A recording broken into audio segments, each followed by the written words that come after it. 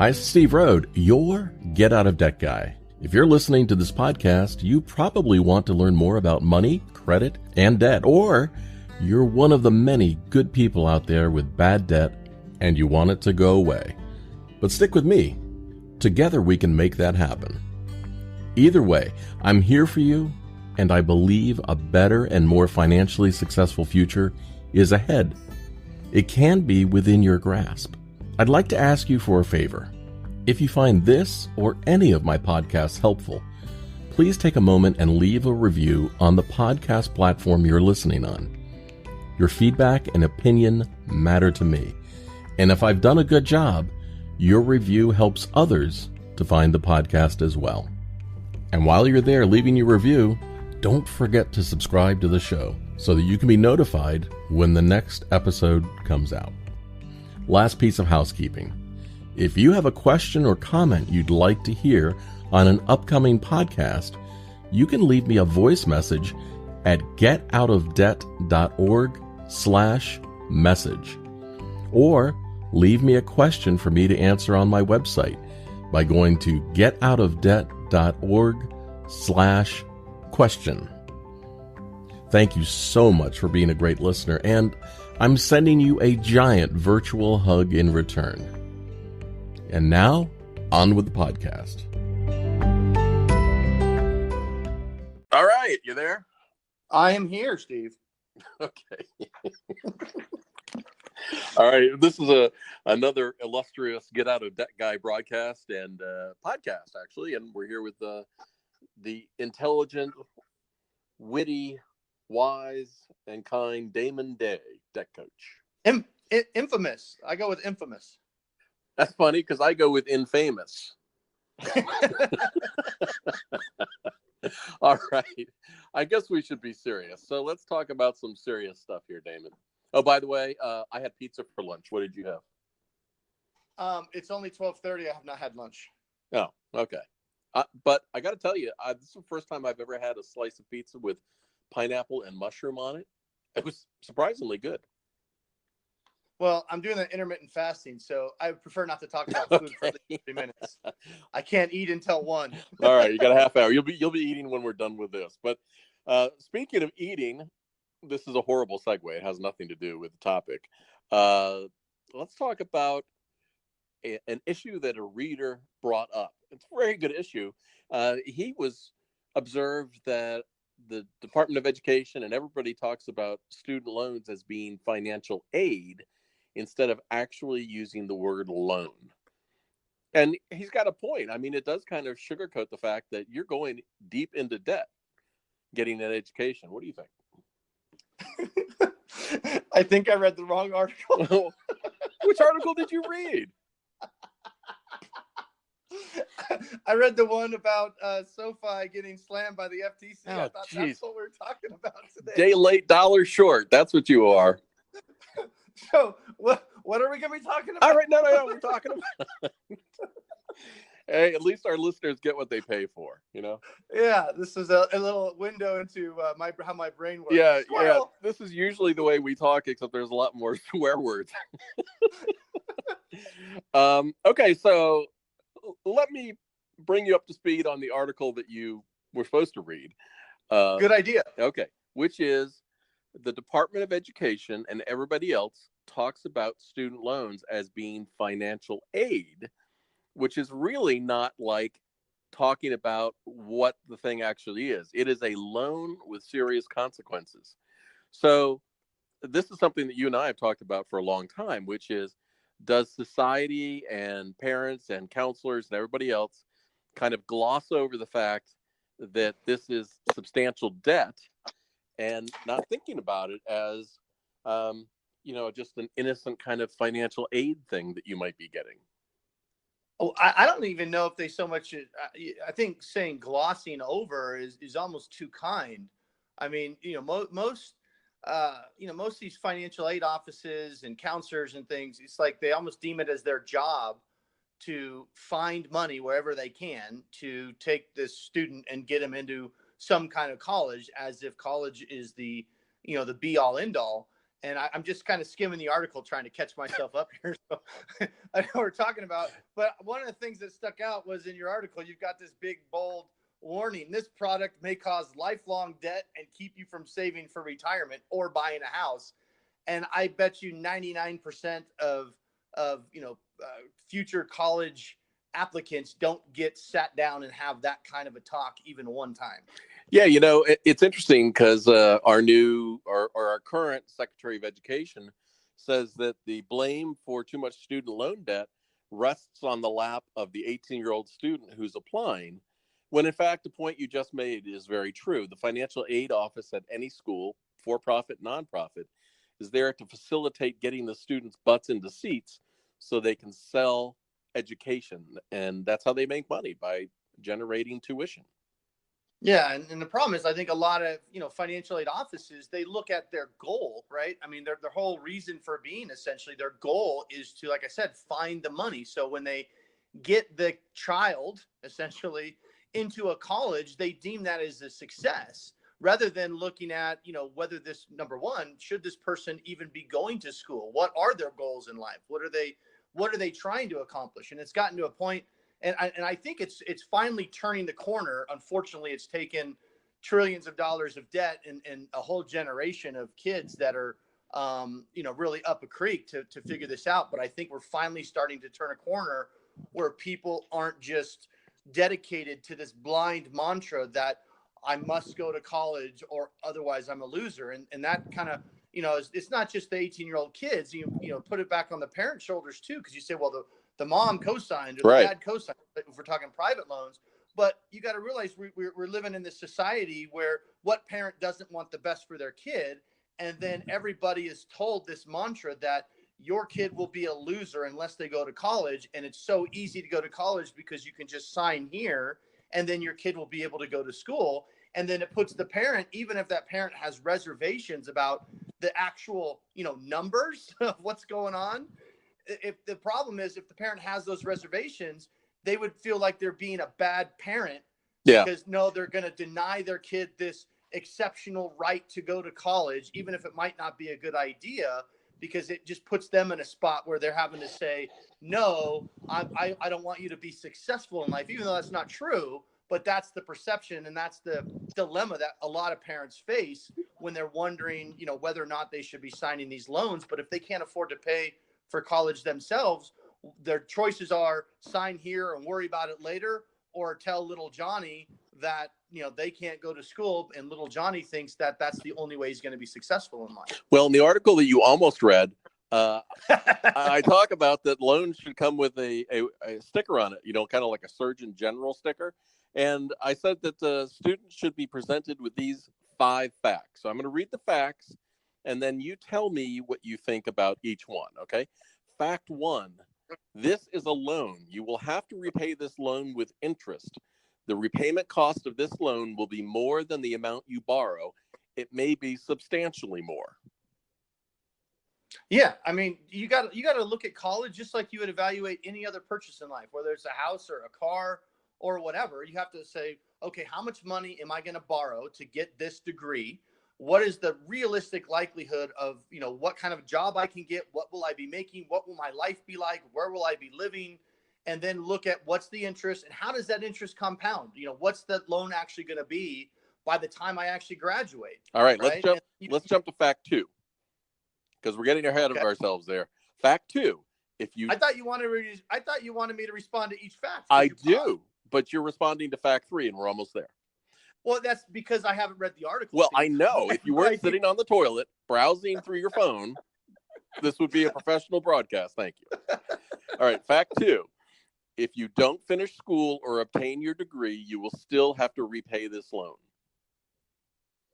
Yeah, that would suck. Yeah, I'm always surprised by the people that contact me and say, I didn't finish. Why do I owe the loan? Yeah. That would be like, well, I bought the car, but I don't drive it, so I don't have to Yeah, it's free. All right. Yeah. Here's fact 3 that you were just so eloquently answering. The degree program you are enrolling in typically results in a salary of X. This may be insufficient to be able to afford to repay the amount of money you are borrowing. your chosen school has an X percentage graduation rate for this degree program. Yeah, what I said before. Yeah. Okay. Fact 4, your obligation to repay your student loans may result in the reduced ability to save for retirement, purchase a home, or live on your own. We already talked about that. And the final one, fact 5, failure to repay your federal student loans may result in a garnishment of your wages, forfeiture of any tax refund, and a garnishment of future Social Security payments. Yeah, I mean, and I have so many clients that, they're either, whether it's Parent Plus loans or even, regular Stafford loans that they took out 20, 25 years ago, but now they're in their 50s and 60s. And we're trying to create a retirement plan essentially for them. And they're dealing with, multiple 6-figure federal student loan debts that, you can't negotiate and settle to the extent that you can with private loans. You can a little bit, but not very well. And these loans literally will follow you. These federal loans will follow you until the day you die, or you pay them off, or in theory, if you get to the end of one of the federal repayment plans that is supposed to offer forgiveness. But, you can't even bank on that. You can, we don't even have enough evidence yet of these things being successful. Yeah. Well, for example, somebody contacted me this morning, sent me an email through the getoutofdebt.org site. And they said they are just able to make their minimum federal student loan payment on the 10-year plan, and wanted to know how they could reduce their debt, which is an interesting question because you could reduce the payment, but that would actually increase the debt.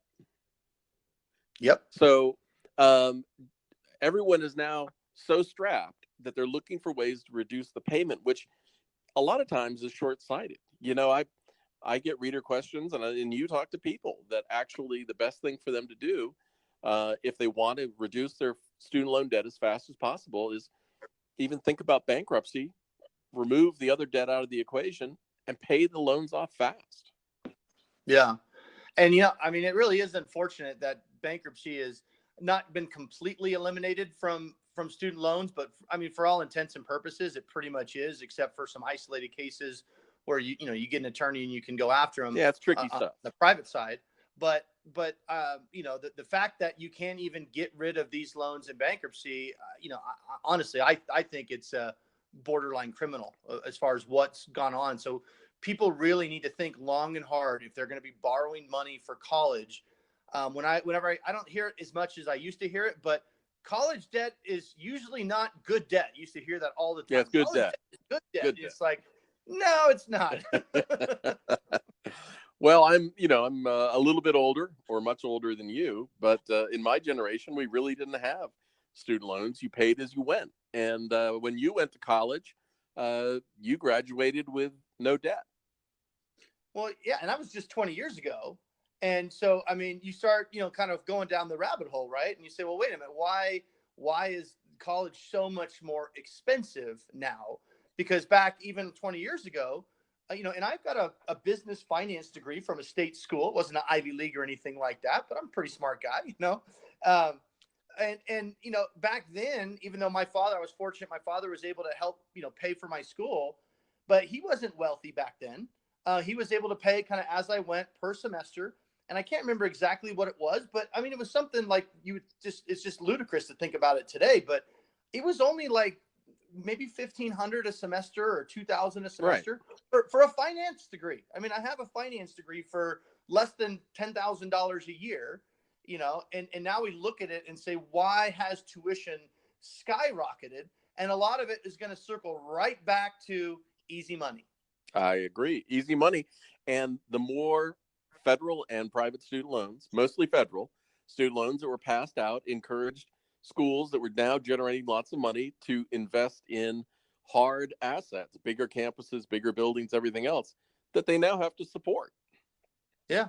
Yeah. And because back then, especially when you were going to college, but even when I was going to college, at $1,500 a semester, you could get a full or a part-time job, as a student, and maybe have your parents help supplement. And, you could go to college without having to borrow and graduate, with $150,000 hanging around your neck, and then struggling to get a job. And then, it's what happens to a lot of these college kids is they keep holding out for this $100,000 a year job just out of college, because they're looking at this debt going, there's no way I can pay this on, go be a bank teller for $40,000 a year and start paying these student loans. I can't do it. And it's just, there's not enough of those high paying jobs. And, I'm a big fan of Mike Rowe. I mean, I think he makes a lot of sense, where a lot of these, what people would consider blue collar jobs, they pay really well. And a lot of these guys, they skip college or they go to a trade school or whatever it is for a year or two, and they get out and they're making $70,000, $80,000 a year working on cars. Well, I was talking to somebody the other day, and they were saying, well, I need to borrow so I can go to college. And I said, well, how would you like to make $140,000 a year right now without going to college? They're like, you're kidding me. I said, no, go be an air traffic controller. There are lots of fields. You don't need this. Everyone is like watching lemmings off a cliff.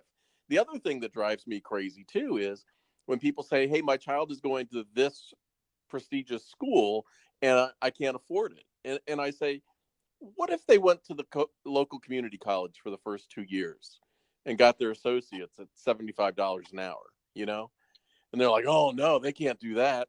Well, you know what? Yes, they can. Yeah. And the reality is, I mean, I know in certain circles, it might, whoa, what school did you go to or whatever. But for the most part, a college degree is literally just kind of get your foot in the door into a job interview in most cases. And that's it.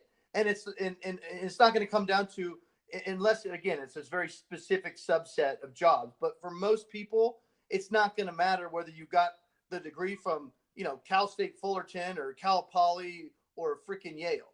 It's, you got a college degree, so check all these boxes, you meet these requirements, you can come in for an interview. And you know what? If your college degree costs $30,000 and the other guys cost $150,000, who's the smart one? Right.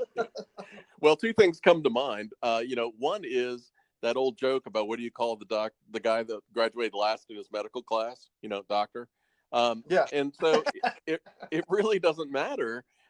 If you need a degree, then get the most inexpensive, affordable degree that you can, which cracks me up in business, because if you're hiring someone to be a project manager or, manage finances in any way, you want to hire the student that graduated with no debt.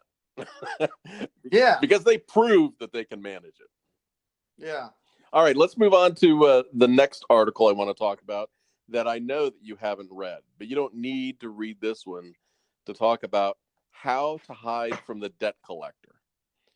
Right? So this is common sense stuff that you and I deal with every day for people that have debt. Now, I want to preface this by saying that hiding from the debt collector is not always the best thing to do.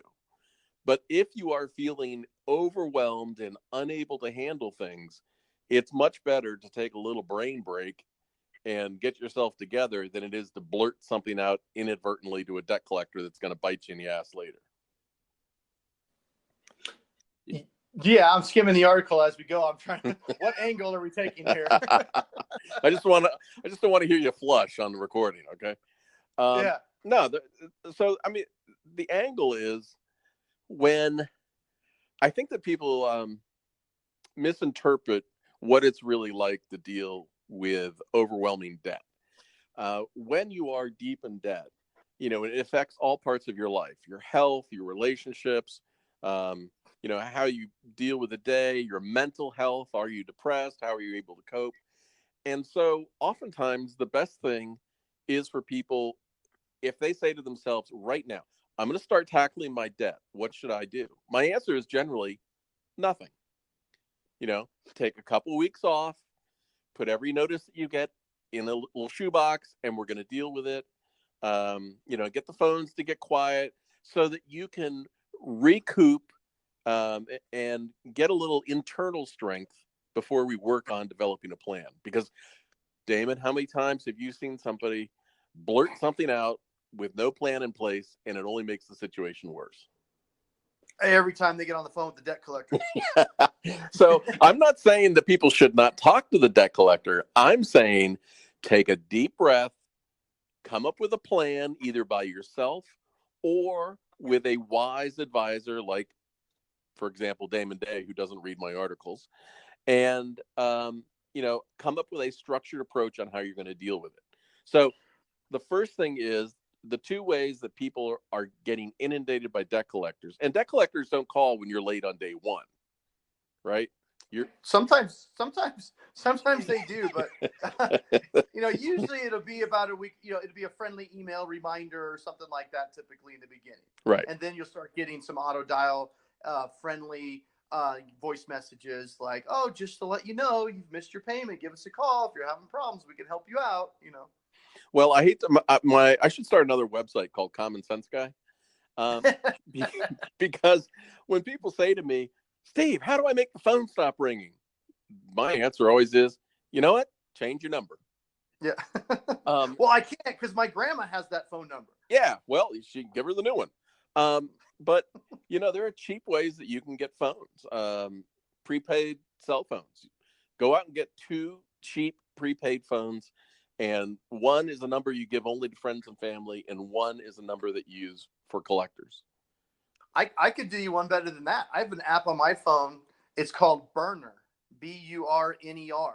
It's an awesome little app. It allows you to create, other numbers with your normal cell phone. And so you can actually have other numbers that you can give debt collectors or whatever.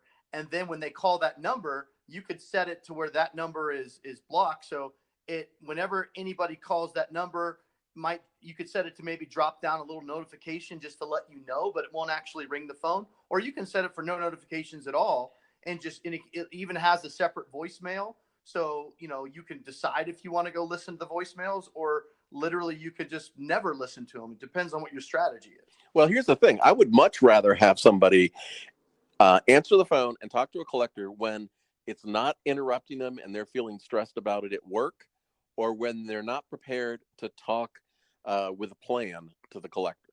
So, absolutely, yeah. Get the voicemail and again, it all depends on the strategy. Because my general rule is, do not call a debt collector unless you have a specific reason and a plan for why you're calling the collector, and you need to have some kind of a resolution in mind, because the only reason they're calling is to get a payment from you. That's it.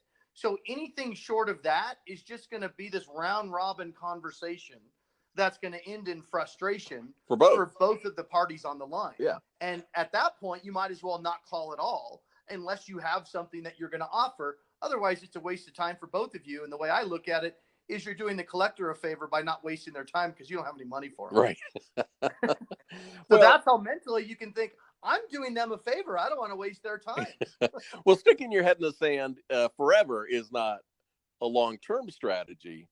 But, if you need a break and come up with a plan, talk to a bankruptcy attorney, talk to Damon Day, talk to somebody, then that can give you a break. Now, the next thing is, and if you do get that Burner, and the Burner app sounds great, or you get another prepaid phone or whatever, do not call the collector toll free or direct on the line that you are now using for family and friends.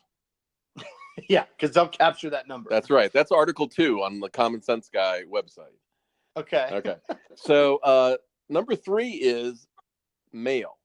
So if you're getting a lot of mail, and you want to stop it coming, let's say you got a roommate or somebody else, and you don't want them to see all the problems that you're having, there are virtual mail services out there. Like, the one that comes to mind is Earth Class Mail, where, you got a street address, your mail goes there, they scan it, and they send you an email.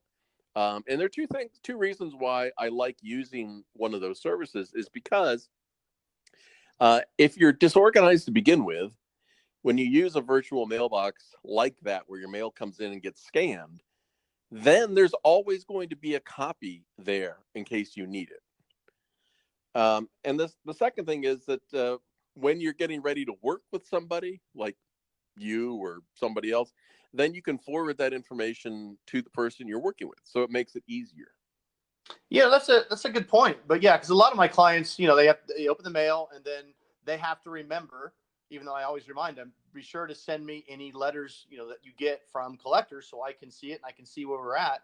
And I try to keep it as simple as possible because most people don't have fax machines anymore. Right, I know. And even, some of them more and more have scanners, but I always say, hey, look, I just need to be able to read it. So lay it flat on the table, snap a photo with your phone and text it or email it to me. And as long as it's not blurry, it's fine. Yeah.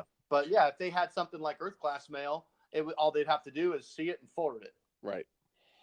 So one of the best ways to deal with a debt collector, I think, is contacting them with some sort of plan in place, and don't overcommit.